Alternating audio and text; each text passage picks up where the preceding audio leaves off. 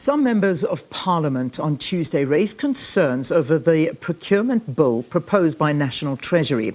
Treasury proposes a single centralised procurement system for the state that will regulate public procurement and prescribe a framework within which preferential procurement must be implemented. The proposed piece of legislation aims to create an oversight mechanism by establishing centralised structures, such as the Public Procurement Office based in the National Treasury. The bill, which was introduced in May, is still in a discussion stage, and some members of Parliament are not convinced that it will address the country's corruption concerns. Mpho Mamatela, procurement law specialist and director of Mamatela Attorneys, joins us for his insights on this matter. Mpho, it's great to have you. Thanks very much for joining us. Thank you for having me, Leanne. It's a pleasure of mine to be with you this morning. So, Mpho, let's perhaps start at this point here. What is National Treasury's goal in coming up with this bill that now seeks to centralise procurement processes? And what is your view on this proposal? Well, the National Treasury is trying to centralise procurement. And the main aim and objective of the Public Procurement Bill that is now being introduced is to try and deal with the corruption that has beset the procurement space within South Africa. We all know that within different institutions, within different state-owned entities, procurement has been a challenge. Procurement has found itself being challenged with a lot of corruption and misdeeds where officials that are responsible for procuring within those institutions have been involved in things that they ought not to be involved in. So what National Treasury is trying to do, one, is to try and deal with that problem.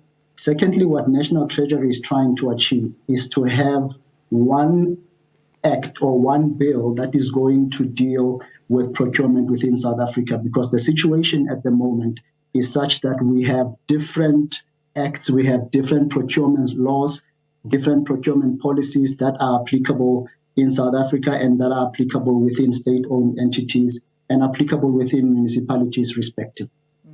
So, I mean, do you think it's a good thing? Because there's been a lot of doubt put over this procurement process. Talk to us about this bill and your views on it.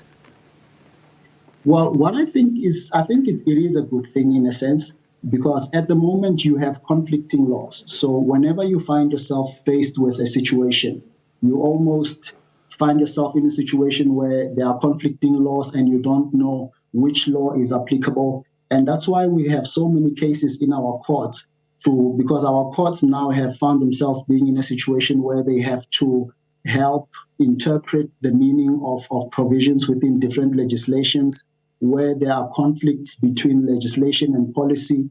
The courts have found themselves now having to be an arbitrator. So what the procurement bill will do is to introduce a single framework of law that addresses almost any kind of situation that may arise in the procurement space. But many are saying that it's almost like a secondary legislation, and this is a very dangerous process, which in fact actually gives more powers to individuals, that it'll give sweeping powers to the minister and the PPO to be exercised through the issuance of regulations and instructions. I'm reading an analysis that's been done here, and this is from Amabungani.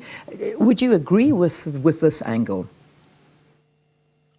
Well, I mean, I don't think necessarily that it will give the minister sweeping powers, because remember, it's not like the minister is going to have all power on his own. I mean, he can always be reviewed whenever he makes decisions that are contrary to the bill itself, decisions that are contrary to procurement laws that are going to be implemented.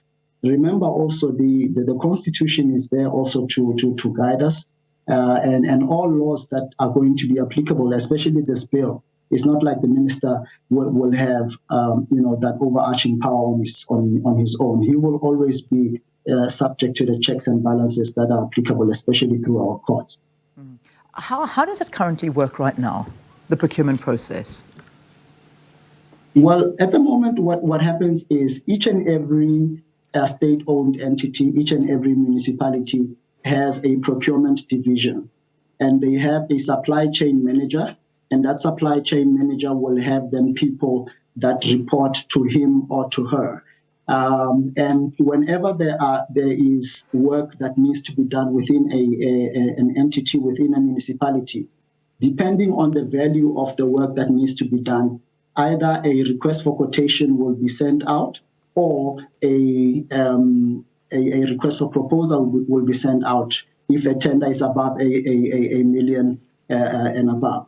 So at the moment, whenever government wants to procure, they have to go on tender. People will respond, submit tenders. Those tenders will then be evaluated internally by bid adjudication committees, who will then evaluate the bids and award the bid to a company that would have qualified in terms of whatever specifications are contained in that tender. Yeah. So what the bill now seeks to introduce is to say, let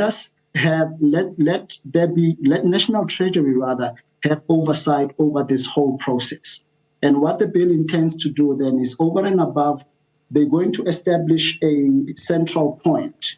They're going to establish a central procurement office, and that central procurement office will then have the responsibility to have oversight over all these institutions that are termed in terms of the bill procuring institutions. Yeah, which is a bit worrying, because as some political parties say, and they're objecting to it, they're raising concerns about the potential corruption that can come with this within the Central Procurement Office. I mean, normally it goes out for debate, it's open to public comment, it then gets spoken about in Parliament, and I know it's a slower process, but they're saying this just really opens up the chances to corruption even more, and it'll be worse than what the country is experiencing now. Some even calling it state capture 2.0 if something like this goes through. Yeah. I suppose maybe comment on that. Yeah, well, look, people will always find ways to be corrupt. The bill is trying to combat corruption. Whether it will be successful in combating corruption is another story. I think we might have to give it a chance, see what will happen once the bill has been signed into law, and we see it in implementation, because at this stage it's still in discussion point.